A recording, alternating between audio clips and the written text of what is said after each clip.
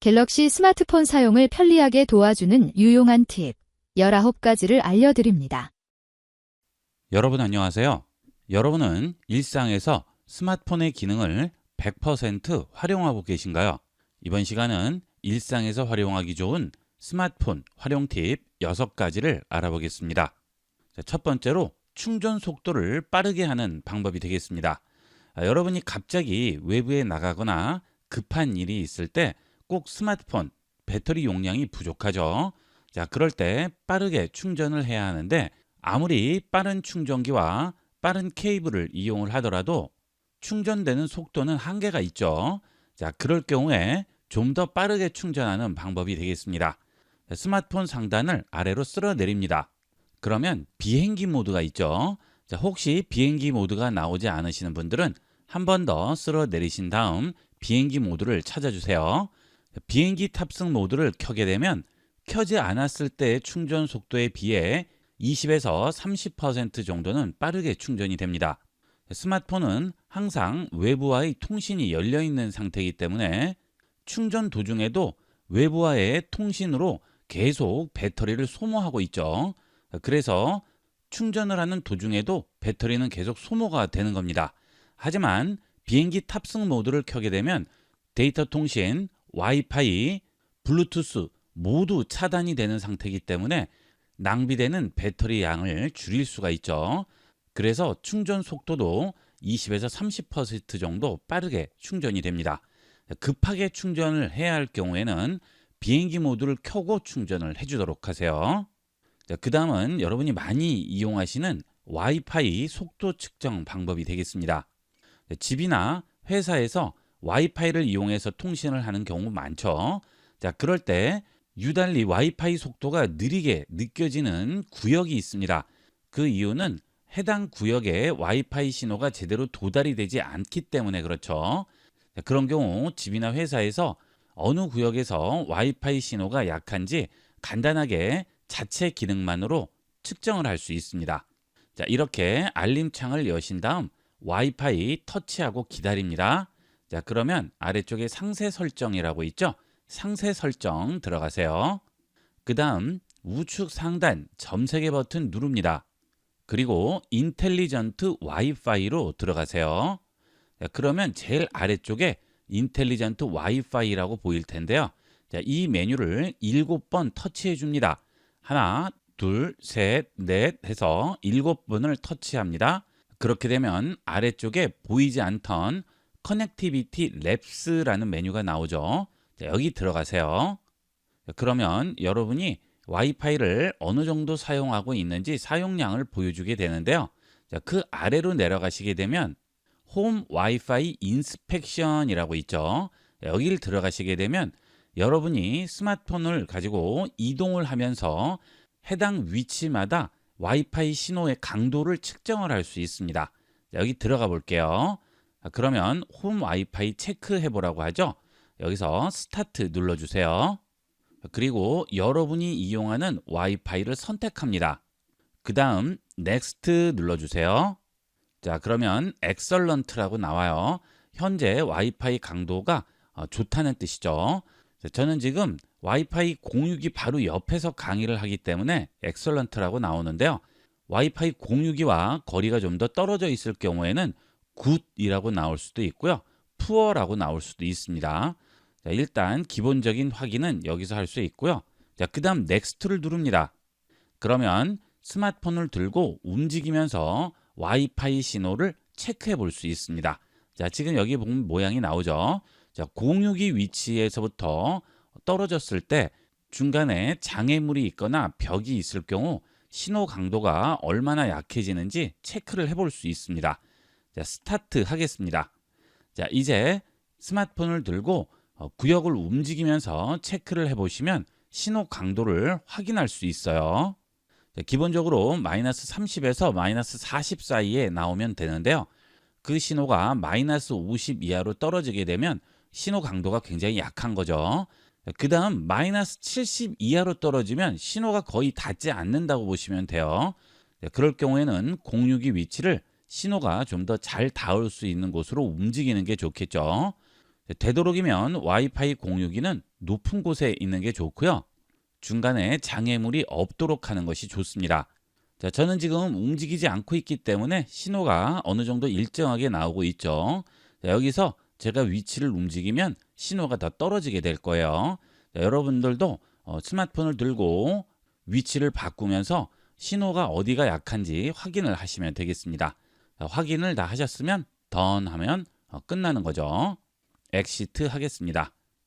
자, 설정에서 연결 들어가 볼게요.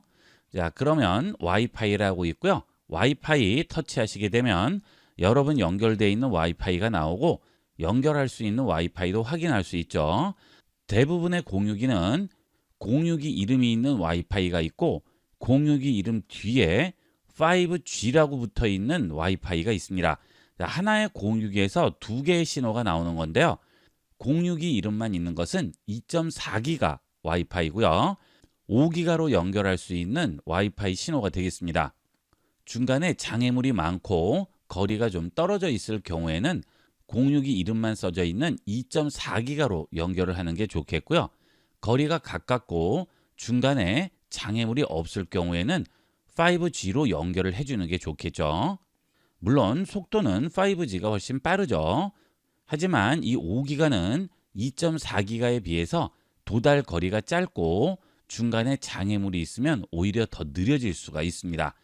공유기와 여러분 위치의 거리라든지 중간에 있는 장애물을 체크하시고 여러분에게 맞는 속도로 연결해 주도록 하세요. 자, 그 다음은 광고 전화들 요즘 많이 오죠.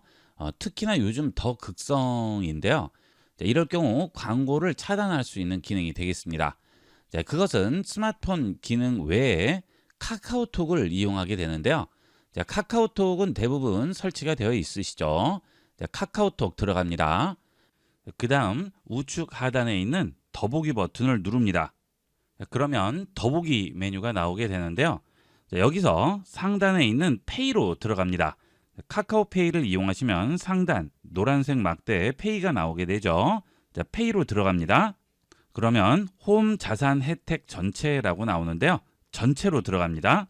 그러면 카카오페이에서 이용할 수 있는 다양한 기능들을 활용할 수 있습니다. 통신에 오시게 되면 광고 전화 차단 기능이 있죠. 여길 들어갑니다. 자, 저는 이미 광고 전화 차단을 사용하고 있는데요. 한국소비자원과 연계돼서 전화 권유 판매 업체를 전부 차단을 할 수가 있어요. 자, 필요하신 분들은 이 광고 전화 차단을 이용을 해서 간편하게 광고 전화 차단하도록 하세요. 그 다음 갤러리로 들어가겠습니다. 그 다음 영상을 하나 실행을 해볼게요. 자, 영상을 플레이했습니다. 자, 예전에는 갤러리에서 영상을 볼 때 아래쪽에 있는 영상을 터치해서 움직이면 내가 원하는 구간을 바로 확인할 수 있었는데요. 언제부터인지 이 부분이 바뀌어서 터치해서 움직이면 다음 영상이 나와버리죠. 그래서 해당 영상에서 구간을 이동을 할 경우에는 터치하고 기다려야 됩니다. 그래야만 내가 원하는 구간으로 움직일 수 있죠. 그런데 보통은 습관적으로 이렇게 움직이게 돼서 다른 화면으로 넘어갑니다. 굉장히 불편하죠. 그래서 예전처럼 영상을 플레이하고 내가 원하는 구간으로 바로 터치해서 움직일 수 있는 방법을 알아보겠습니다. 갤러리 화면으로 다시 뒤로 갑니다. 자, 그 다음 아래쪽에 있는 줄 3개 버튼 누르시고 설정으로 들어가세요. 그 다음 제일 아래로 내려가시면 갤러리 정보라고 있죠. 여길 들어갑니다. 그러면 갤러리 버전 이렇게 나오게 되는데요. 버전을 7번을 터치해 주세요. 그러면 갤러리 랩스 인 이네이블드라고 나오게 되죠. 자, 뒤로 돌아갑니다. 그리고 아래로 내려가시면 문의하기 밑에 갤러리 랩스라는 메뉴가 하나 더 나와요. 여길 들어갑니다. 그 다음 아래로 내려갑니다. 그러면 원 UI 3.x라고 있는데요. 여기에 보시면 필름 스트립 비디오 플레이어 모드라고 있죠. 자, 여길 터치하시고 레거시 비디오 시크 바로 선택합니다. 확인합니다. 그 다음 이미지 뷰어 필름 스트립 지원 꺼주세요. 이렇게 설정하시고요. 아래쪽에 있는 열린 앱 버튼 누르시고 지금 열려있는 갤러리 랩 있죠? 이걸 터치해서 위쪽으로 올려서 꺼줍니다. 자, 이제 갤러리로 들어가 볼게요. 그리고 영상을 선택하겠습니다. 자, 그러면 어때요? 아래쪽에 플레이 바가 나오죠. 이 플레이 바를 잡고 내가 원하는 곳에 가져갈 수 있죠. 자, 앞서와 같이 필름 스트림 나와서 다음 사진이나 영상으로 넘어가는 것을 막을 수가 있죠. 자, 플레이가 되면 아무 곳이나 터치해서 움직이시면 이렇게 슬라이드 바로 내가 원하는 구역으로 바로 갈 수 있습니다. 자, 이렇게 이용하시면 사진 볼 때도 마찬가지로 아래쪽에 필름 스트립이 나오지 않아요. 자, 이때 사진이나 영상을 다음 사진이나 영상으로 넘기려고 할 경우 사진이나 영상을 터치해서 좌측이나 우측으로 당겨주거나 밀어주시면 다음 영상이나 사진으로 넘어가게 됩니다. 자, 그 다음은 통화 중 메시지 보내는 기능인데요. 통화하다가 메시지를 보낼 일이 있어요. 계좌번호를 보내줘야 한다든지 주소 또는 전화번호 또는 그 외에 자료를 통화 중에 전송을 해야 되는 경우가 있죠. 자, 그럴 때 통화 끊고 메시지 보내고 하시는데요. 그럴 필요 없이 통화 중에도 메시지를 주고받을 수 있습니다. 자, 일단 전화를 걸어보도록 하겠습니다. 자, 전화가 왔죠? 전화를 받아볼게요.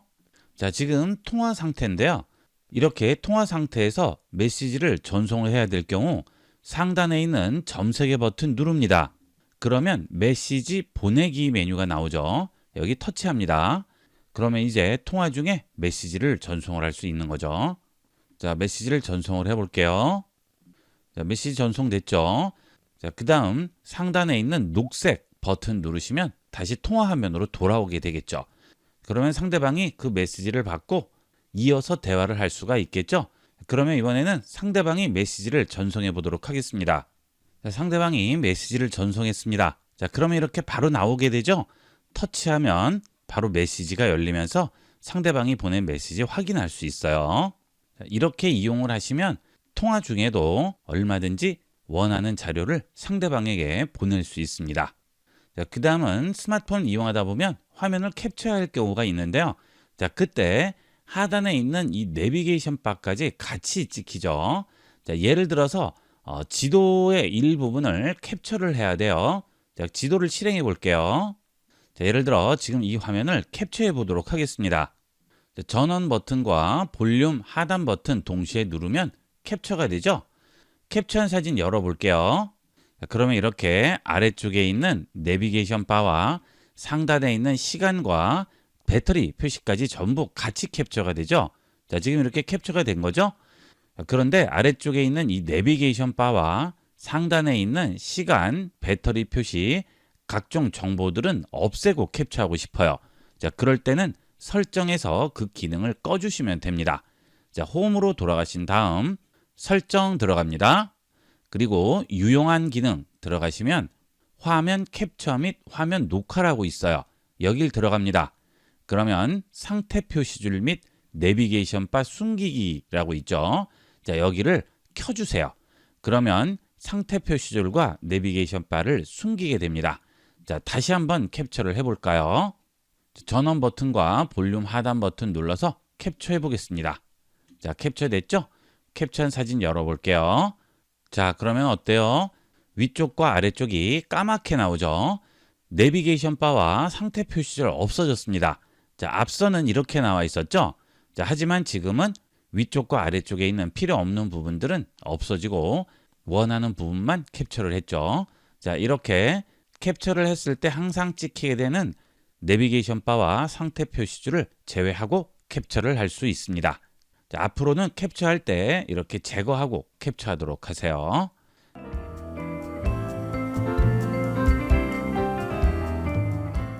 스마트폰을 사용하실 때 불편한 부분이 한두 개는 있으실 텐데요.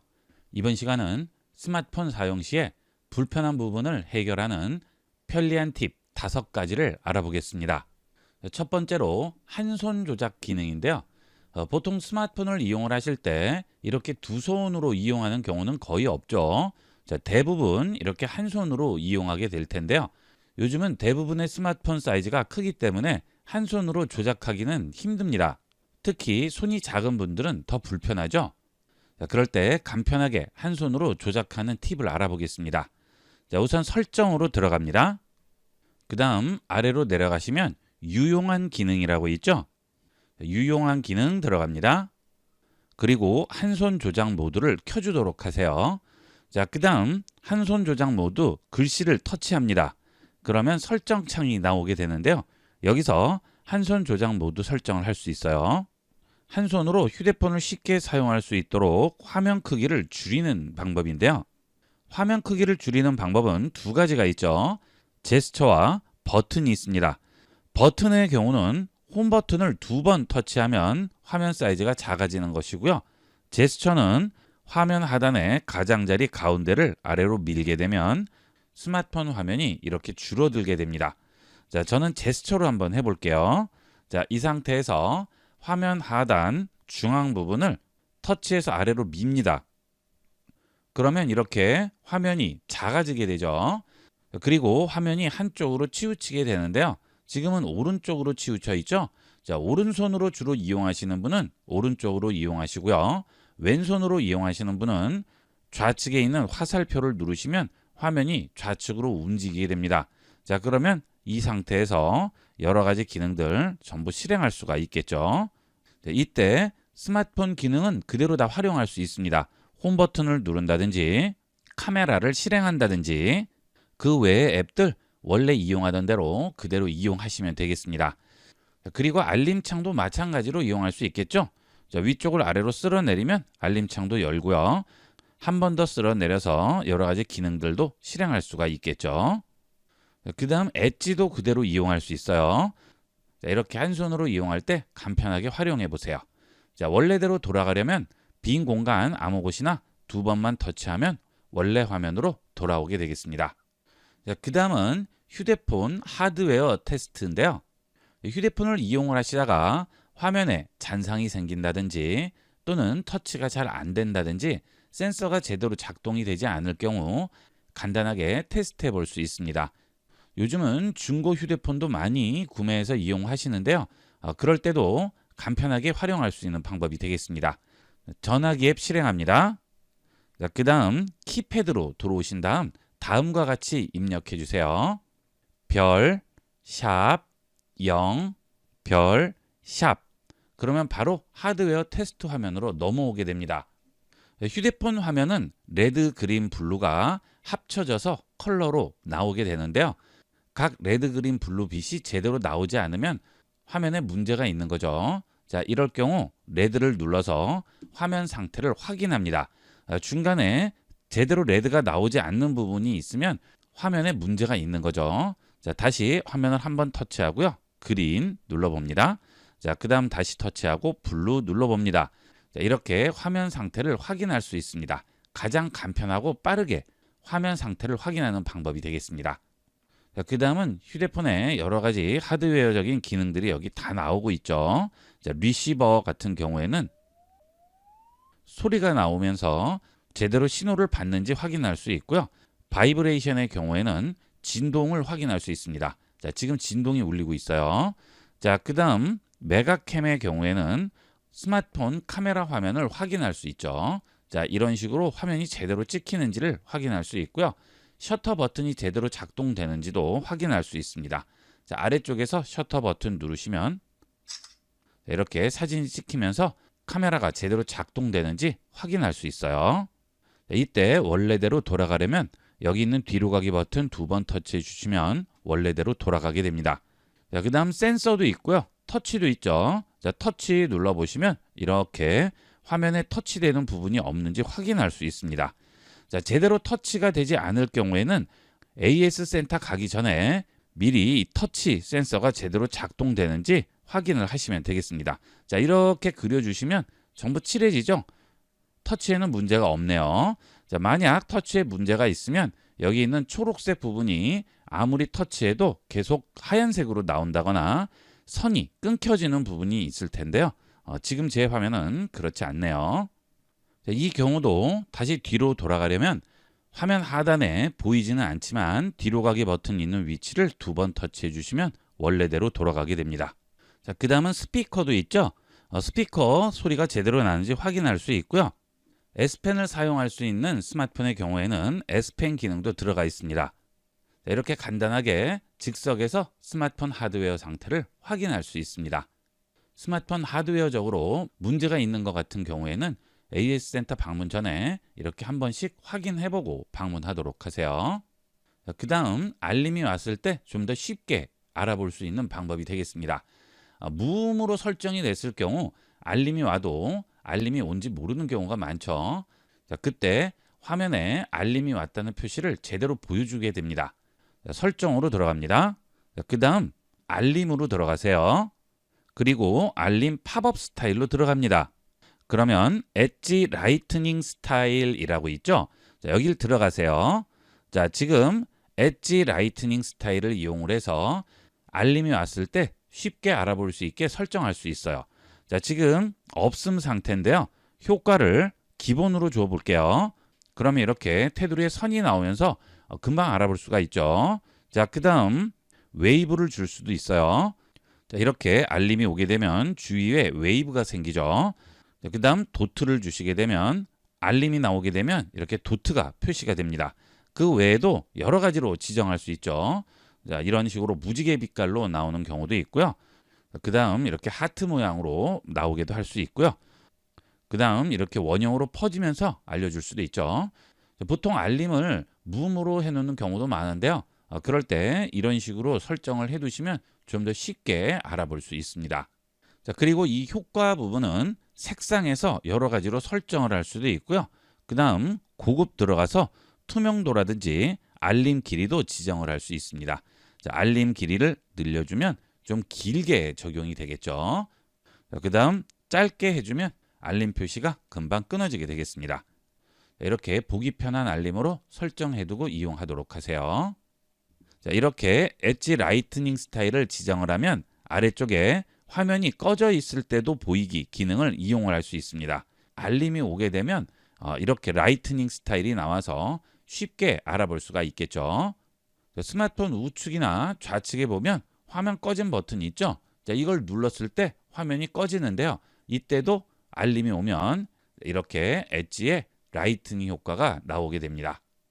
자, 그 다음은 인터넷 브라우저를 이용을 할 경우 탭을 이동하는 방법이 되겠습니다. 자, 삼성 인터넷 실행합니다. 삼성 인터넷을 실행하면 기존에 열려있던 탭들을 아래쪽에서 확인할 수 있죠. 자, 아래쪽에 보시면 지금 22개의 탭이 열려있는 상태인데요. 보통 이 탭이 열려있는지 자체도 모르는 분들이 많아요. 자, 이렇게 이 탭 버튼을 누릅니다. 그러면 이렇게 다양한 탭들이 이미 열려있죠. 자, 이렇게 탭들이 많이 열려있게 되면 무슨 문제가 생길까요? 스마트폰이 느려지죠. 스마트폰에서 웹브라우저로 검색을 하다 보면 이 탭들이 많이 생깁니다. 그러면 필요 없는 탭들은 사용이 끝나면 전부 닫아주시는 거죠. 자, 이런 식으로 밀어주시면 탭을 닫을 수가 있죠. 자, 그 다음 하나의 탭을 열어보겠습니다. 이 상태에서 열려있는 다른 탭으로 이동을 하려고 합니다. 자, 그럴 때는 아래쪽에 있는 탭 버튼 누르시고 또 원하는 탭을 선택하시는데요. 자, 그럴 필요 없이 상단 부분 주소창을 터치해서 밀어주면 탭 간의 이동을 빠르게 할 수 있습니다. 자, 여기 있는 주소창 터치해서 우측으로 밀어주면 앞에 페이지로 넘어가게 되고요. 좌측으로 밀어주면 다음 탭으로 넘어가게 되죠. 자, 이런 식으로 탭 간의 이동을 빠르게 할 수 있죠.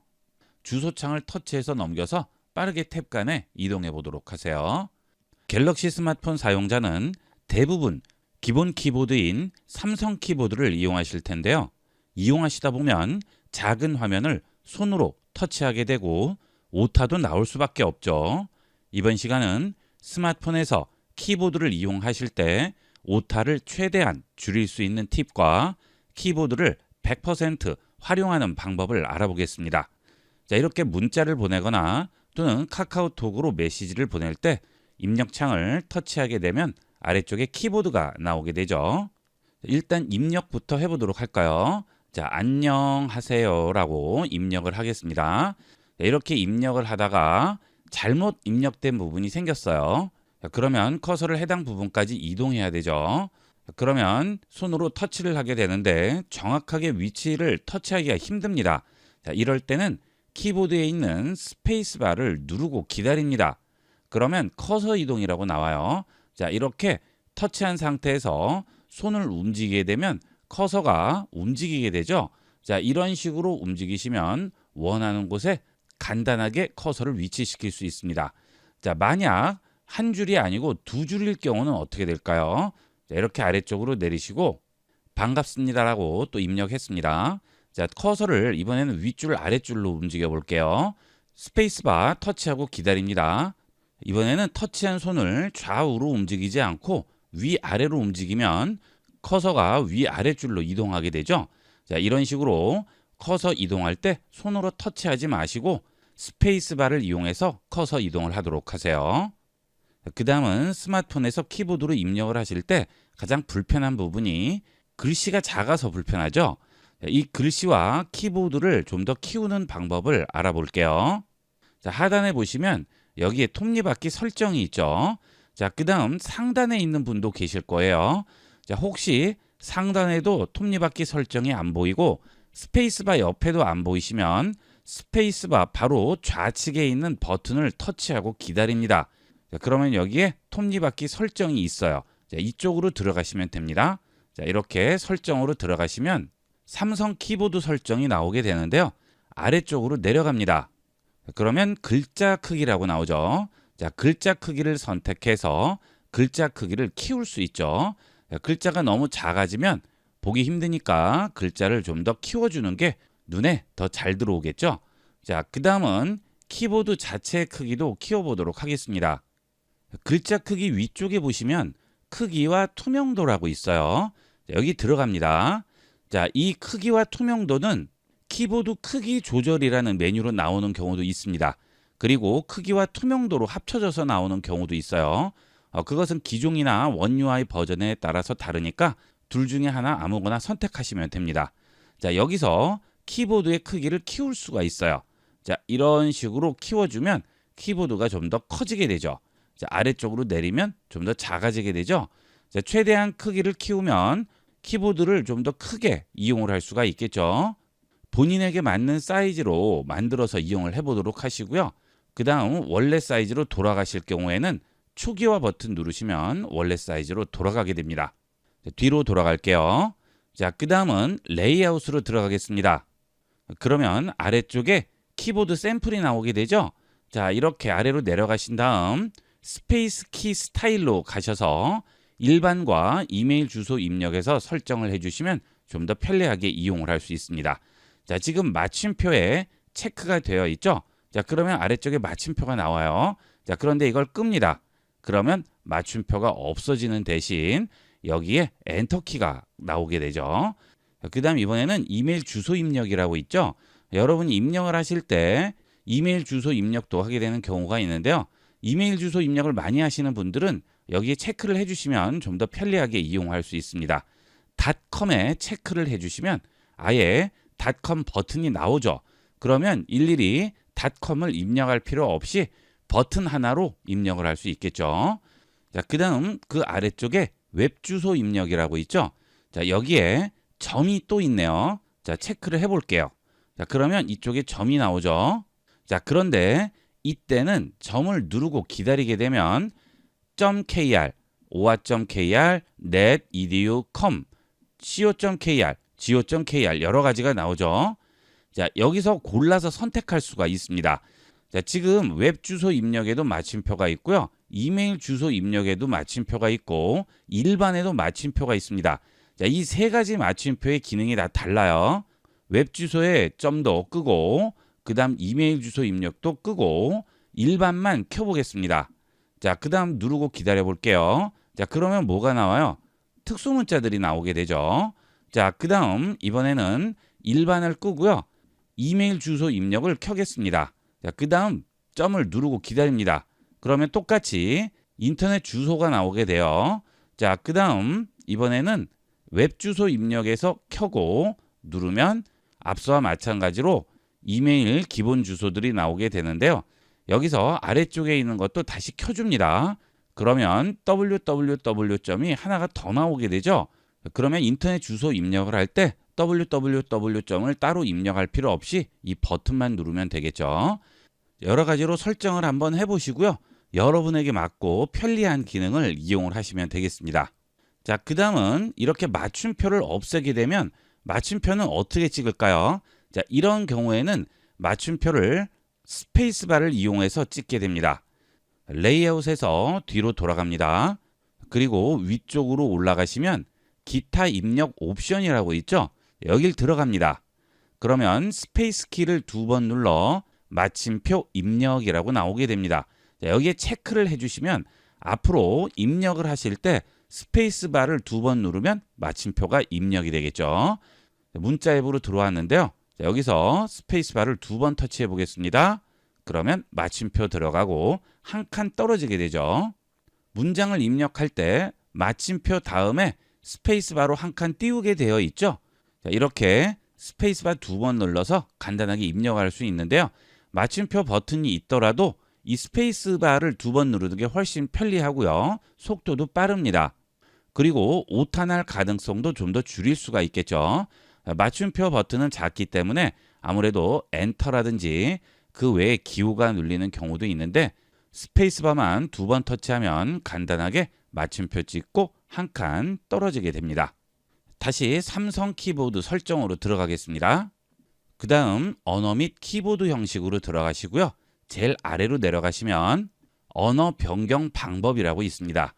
지금까지 우리가 언어를 변경할 때는 여기 있는 언어 변경 버튼을 터치해서 언어를 변경했었죠. 자, 그런데 이것도 버튼이 작기 때문에 양 옆에 있는 버튼이나 위쪽에 있는 버튼이 눌리는 경우가 있습니다. 자, 그래서 이럴 경우에는 언어 변경을 스페이스 바를 이용하면 좀 더 빠르고 편리하게 이용할 수 있어요. 자, 여기를 터치해서 들어가시면 언어 버튼이라고 나오고 스페이스 키 살짝 밀기라고 있죠. 자, 이걸 선택해 줍니다. 그러면 스페이스 바를 살짝만 밀어주면 언어가 변경이 돼요.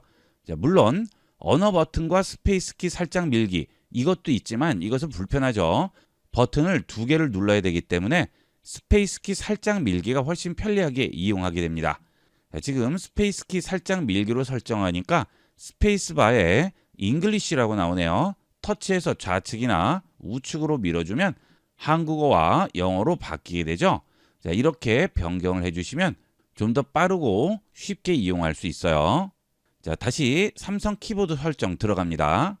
자, 이번에는 문구 추천인데요. 우리가 입력을 했을 때 스마트폰 인공지능이 가장 근접한 단어를 추천을 해주는 거죠. 자, 앞서와 같이 안녕하세요로 잘못 입력을 했을 경우 아래쪽에 보면 문구 추천이 나오게 돼요. 자, 여기에 보시면 철자법이 바로 되어 있는 단어가 나오죠. 자, 여기서 이걸 선택해 주시면 바로 바뀌게 되죠. 자, 이번에도 오타를 입력해 봤는데요. 오날도라고 잘못 입력을 했어요. 자, 그러면 가장 근접한 오늘도, 오늘두 두 가지가 나오게 되죠. 자, 이렇게 문구 추천을 이용을 하면 오타가 났을 때도 터치 한 번으로 간단하게 고칠 수가 있겠죠. 오타 자주 나는 분들은 문구 추천 체크하고 이용하도록 하세요. 그 다음은 문구 수정 제한인데요. 자, 이 경우는 확인이 필요한 철자를 빨간색 밑줄로 표시하고 단어를 제한한다고 하죠. 자, 이것은 긴 문장을 썼을 때 어느 부분이 잘못되는지 표시를 해주게 됩니다. 자, 한국어를 체크를 해볼게요. 그 다음 다시 뒤로 돌아가서 그 다음 다시 문자 앱으로 가보겠습니다. 제가 일부러 오타를 냈는데요. 여기 보시면 여러분 저휘 채널이라고 되어 있죠. 자, 그런데 이 아래쪽에 빨간색 선이 그어져 있죠. 자, 여기서 여러분을 잘못 입력한 텍스트에 터치합니다. 자, 그러면 제대로 된 철자법으로 아래쪽에 나오죠. 터치하고요. 저휘 채널 또 터치하고요. 저휘 선택합니다. 자, 그러면 여러분이 긴 문장을 입력을 했을 때 중간중간 들어가 있는 오타들을 한눈에 보고 간단하게 수정할 수가 있겠습니다. 긴 문장 입력을 하실 때 유용하게 활용할 수가 있겠습니다. 자, 다시 삼성 키보드 설정 들어가겠습니다. 자, 그 다음 여러분이 반드시 이용해야 할 단축어가 되겠습니다. 자, 단축어 들어갑니다. 저는 미리 입력을 몇 가지 해뒀는데요. 평상시에 계좌번호 같은 것들 전송할 경우가 많죠. 자, 그럴 때 일일이 계좌번호를 입력하실 필요 없이 자주 쓰는 계좌번호를 이렇게 입력을 해두시고요. 단축어를 여러분이 알 수 있는 단축어로 입력을 해두는 거죠. 저는 계좌번호에 기억과 지읒을 입력을 해두고요. 여기에 은행 계좌번호를 입력을 해놨습니다. 자, 그 다음 메일 주소의 단축어는 미음, 이응으로 해놨어요. 자, 그 다음 서울시 단축어를 시옷, 이응, 시옷으로 해놨습니다. 자, 그러면 앞으로는 이 단축어만 입력하면 바로 계좌번호나 메일 주소 입력할 수 있겠죠? 자, 한번 입력을 해보도록 할까요? 자, 계좌번호 단축어 기억, 지읒 입력했습니다. 자, 그러면 계좌번호 바로 나오네요. 터치하면 여러 번 입력할 필요 없이 간단하게 입력이 되죠. 자, 그 다음 서울시 단축어죠. 서울시. 그러면 아래쪽에 나오고요. 바로 들어가게 됩니다. 자, 이렇게 입력하시면 정말 빠르게 입력할 수 있고 오타 없이 이용할 수가 있습니다. 자, 이 단축어 같은 경우에는 계좌라고 이렇게 단어를 쓰는 분들이 계신데요. 계좌라는 단어를 쓰지 마시고요. 좀 더 빠르게 이용할 수 있는 자음만 써주시면 좀 더 편리하고 빠르게 이용할 수 있습니다. 자, 그 다음 메일도 메일 쓰지 마시고요. 미음, 이응만 써주시면 되겠죠. 자, 보통 여러분이 메시지나 문자를 입력을 하실 때 영어로 입력하는 경우보다는 대부분 한글로 입력하게 되기 때문에 영어로 된 단축어를 이용을 하면 언어를 영어로 바꾼 다음 입력을 해야 되죠. 한국어 입력 도중에 간단하게 입력을 할 경우에는 한국어가 더 낫겠죠. 그래서 이렇게 자음을 따서 단축어를 지정하면 좀 더 편리하게 이용할 수 있습니다. 자, 그 다음 단축어 지정은 단축어에 들어오셔서 우측 상단에 있는 플러스 버튼 누르시고요. 단축어를 입력합니다. 주소에 지읒, 시옷으로 해볼까요? 자, 그러면 아래에 전체 문구가 나와요. 자, 그 다음 여기에 주소를 입력하고 추가만 눌러주시면 바로 단축어 등록이 됩니다. 이 단축어를 잘 이용 안 하시는데요. 꼭 이용해 보도록 하세요. 이렇게 해서 이번 시간은 삼성 키보드의 오타를 최대한 줄이는 여러 가지 팁들을 알아봤는데요. 설정하셔서 많이 활용해 보도록 하세요. 이번 시간은 여기까지 하도록 하겠습니다. 감사합니다.